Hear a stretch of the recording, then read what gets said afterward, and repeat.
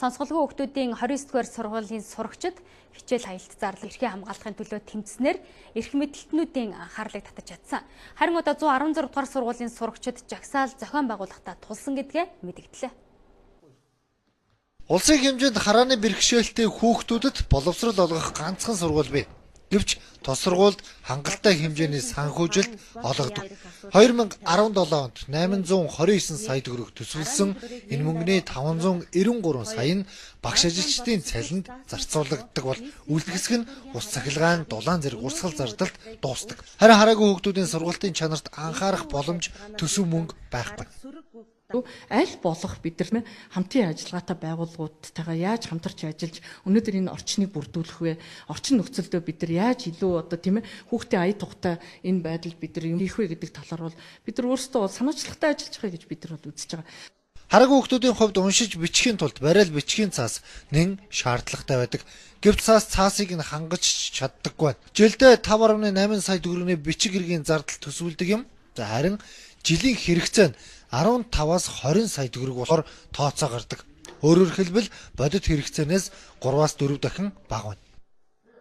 За тэр техник хараагүй хүмүүсийн боловсрол одоо өнөөгийн түвшинд хэрэглээ нь ямар болчиход байна те технологийн орчин тэр хэрэгэлдэг одоо дэлгэц унших програм янз бүрийн дэвшилт сурах бичиг гих мэтийн одоо туслах хэрэгсэл тэр тусгай хэрэгцээт боловсрол шаардлагатай байгаа тэр одоо орчныг хараагүй хүмүүс маань хүүхдүүд маань өөрсдөө судлаад мэдээд байна.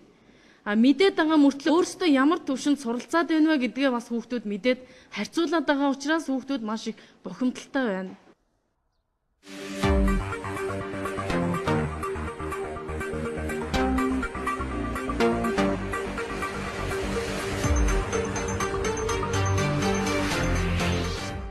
Энэ телевизийн сурвалжлах групп яг одоо 116 дугаар сургууль дээр ирдэг. За харааны бэрхшээлтэй хүүхдийг сургах боломжийг нь олгодог улсад байгаа ганц сургууль нь бол энэ юм. Гэхдээ энэ сургуулиуд маш олон асуудлууд бий гэдгийг бол одоо сурагчид хэлж байгаа. Тэгэхээр энэ асуудлууд юу байна вэ? Хүүхдүүдийн хүсэж мөрөөдж байгаа одоо хүрэхэд юу саадуулж байна гэдэг зүйлийг тодруулахаар үзэгч та бүхэн 116 дугаар сургуулийн сурагчтай та бүхнийг олзуулъя. Зарим энэ дэргээ. За чи өөрийгөө эхлээд танилцуулаач. Хэдэн настай вэ? Эдгээр ингээд сурдаг. За намайг Төмөр Батраа хөвгт эрхсэдэг. Тэгээ 116 дугаар сургуулийн 10 ангид сурж байна. Тэгээд хүсэл мөрөөдлийн хувьд би өөрөө ер нь программист чиглэл рүү явах нэлээд сонирхолтой. Тэр дундаа ер нь Монголын хараагүйчдийн иргэдийн техник технологийн хөгжлийг ер нь хурдлах юм гэсэн тийм мөрөөдөлтэй байдаг. Жишээлбэл одоо техник технологийн хөгжил гэхээр юу гэж хэлж болох вэ? Чиний одоо хэлж. Интернет орчинд бол хараагүй хүмүүс ашиглахад жоохон төвөгтэйдэг. Жишээ нь гэх юм бол одоо зургийг тайлбарлаж өгдөг. За тэгэл хүмүүсийн зарим бичсэн сэтгэл мэтгэл нь гардаг. Энэ бүхэл бүх хараахыг хүмүүс яг энгийн хүмүүстэй ижил тэгшээр хүртдэг байгаасаа л гэж үзэж байна. Ийм боломж бол байдаг юм байна. Дэлхийд дахинд ашиглаж байна. Тийм дэлхийд дахинд бол ашигладаг. Тэрхэл хараагүй зориулсан тайлбартай кино хүртэл байдаг. Одоо шууд хоолоогоор тайлбарлаад явна гэсэн үг шүү дээ. Одоо бид нар бол кино үзэхэд заримдаа ая яваад ч юм уу юу болж байгааг нь ойлгохдоггүй өнгөрчдөг. Тэр бүхнийг бол бид нар зориулж тайлбарлаж өгдөг. Тийм юмнууд байгаа. Яг одоо энэ техникийн нөхцөлийг нь сайжруулах илүү одоо хараагүй иргэдэд илүү таатай орчин бүрдүүлэх юмсан гэсэн чиний хүсэл мөрөөдлийг биелүүлэхэд чамайг бэлтгэх гэдэг юу саадуулж байна. Өнөөдөр танай сургууль дээр ямар асуудлууд байна вэ сурах орчны? Сурах орчнууд гэвэл нэгтгэх юм бол сурах чиг юусоо байхгүй байгаа. Бариаллаар л гэрээ сурч байгаа тэрийг хүүхд мөхтөр уншуулдаг ч юм уу нэг бол тэгээд яаж ч аргалаа л хүнээр уншуулахаас өөр арга байхгүй. Тэгээ хүнээр уншуулахар ч бас ойлгох нь жоох эргэлзээтэй болоод ирнэ. Юм болоод. Жишээлбэл одоо IT чиглэлийн ингээд судлах гэхээр ном нь одоо бариал өвчтөр байдгүй ч гэдэг юм уу. Иймэрхүү асуудлууд юу хэрэг байдаг юм. Угаасаа манай сургуульд сурах чиг байхгүй ш. Нэдлэн нэг нийгмийн ухаан англи хэл мэдээлэл зөвсөн 3 чиглэлийн 9-р ангийн ном ирсэн. Тэр нь шийдэгдээгүйсээр тэгээд нэдлэн жилэн дууссан. Одоо тэгэхээр ямар ч сурах чиг байдгүй гэсэн үг. Тийм бариалар бол байхгүй. Үнэхээр бариалар байгаа номнууд нь л дандаа уран зохиол нь. Уран зохиолын ном л уншдаг гэсэн үг тийм ээ. Тий. Мэргэжлийн талын хичээлүүдэд одоо ингээд энэ уул нь бол хевлээд аваад ирсэн юм шүү дээ. Энийг яагаад ашиглаагүй гэсэн тайлбар өгсөн бэ? Яанаас санаас нь мэдгүй яанаас зөвшөөргүй гэж хариулсан шүү. За нөгөө талаас их юм бол мэдээлэл зүүн одоо сургалт нь үнэхээр хангалттай байдаг. Их хвчлэн тийм за пэйж мейкер дээр ажиллах ч юм уу тгээ яваад өгдөг. Яг үндсэн хараагүй хүмүүс рүү чиглэсэн тийм сургалт бол байхгүй. За нөгөө талаас хараагүй хүмүүс гадар дотор яг техникийн сургалт маш их хэрэг болдог. Техникийн сургалт нь бол үнэхээр хангалтгүй байдаг. Одоо бол бид нар сургуулиуд төгсөөл таяга бариад шууд гадагшаа их сургууль руу гарахад бэлэн болоод гарах хэрэгтэй. Тэгтэл одоо бол тийм юу болох хэвээр байхгүй. Тийм чадвартай хүүхэд байдаггүй. Багш нарын ур чадрын хувьд юу нэр байдаг юм бэ? Багш нарын ур чадвар за ойрын 2 3 жилд бол дандаа шинэ багш нар орж иж байна. Тэгээ шинэ багш нар бол ерөнхийдөө одоо гадагшаа тийм хараагүй хүний мэрэгчлэнээр ч юм уу төгсөөгүй.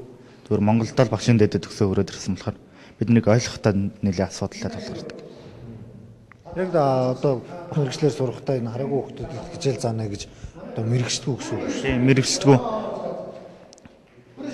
Уул нь бол дээрүүд бол евро маань руу явж мэрэгчлэг гэсэн байхгүй юу. Тэгээ хамгийн сүүлийн мэрэгчлсэн багш маань 2 3 жилийн тэтгэврт гар явуулсан. Одоо хараагүй хүний чиглэлээр мэрэгчлсэн багш бол байхгүй л байна. Тэр чи бол одоо юу гэдэг техник технологи хөгжүүлэх компьютер IT чиглэлээр одоо ингээд илүү сайжрахынсан мэрэгчхэнсэн чаддаг болохынсан гэж хүсдэг. Гэтэл одоо өнөөдөр сургалтын ямар бол одоо тийшээ хүрэхэд бол дэндүү хоол харагдаж байгаа шиг байна тийм үү? Аха. Үнэхээр дэндүү хоол харагдаж байгаа л да. Тэгэхээр хоёроо өөрийгөө хөгжүүлж байгаа л одоо их сургууль дарахаас өөр аргагүй болж байгаа юм. Тий чиглэлийн хувьд. Яаж хөгжүүлж чинь өөрийгөө хөгжүүлж байна одоо? Өөрийгөө хөгжүүлнэ.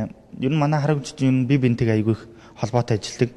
Тийм болохоор бос хүүхдүүдээс сурж ирэл ингэж хөгжүүл явж байгаа л да. Сургуулийн төгсөгч нараас асууж ирвэл нэг бол төлбөртэй сургалт маргалтанд явж л өөрийгөө хөгжүүлж байгаа.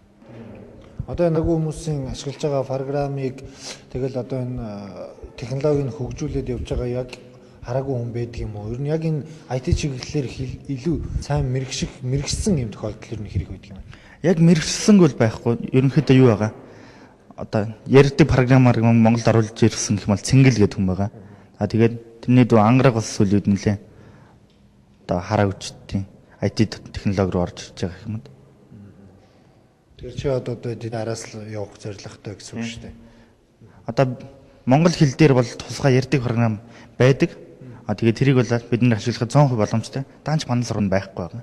Харааны бэрхшээлтэй хүмүүс маань гараад одоо бие даагаад нийгэмтэйгээ харьцах боломж болтон хомсгон байдаг шүү дээ. Чиний хувьд ер нь ямархан нөхцөл байдалтай байдгүй. Сургууль гэр хоёрынхоо хооронд өөрөө явах уу, яаж явах уу?